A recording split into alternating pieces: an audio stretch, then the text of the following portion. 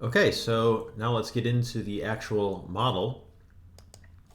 So this lecture is going to be based mostly on 7.8 and 7.9 in Romer.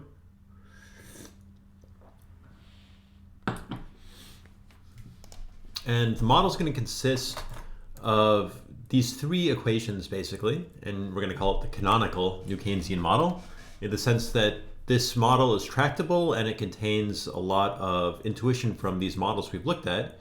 On the other hand, it's going to be tractable enough that we'll be able to actually simulate it and look at some results, some implications of the model.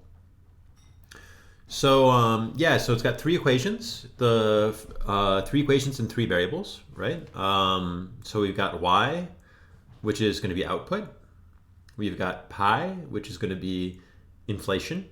And we've got r, which is going to be the interest rate. So the first one is called the New Keynesian Is curve, which is relating output to the interest rate.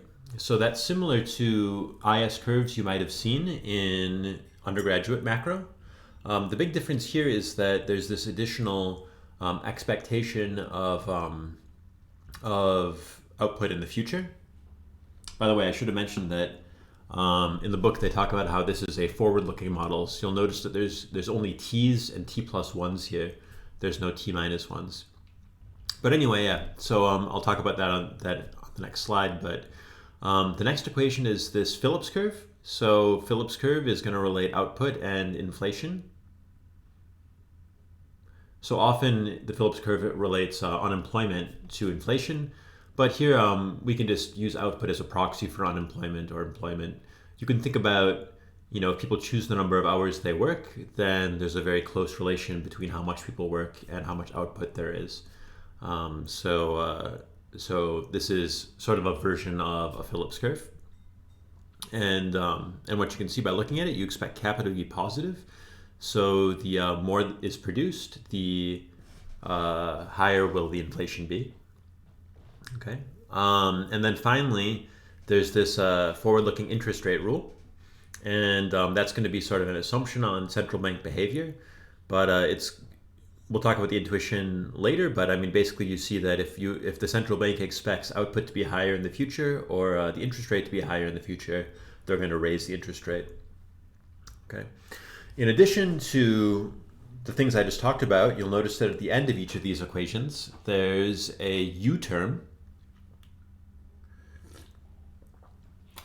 And the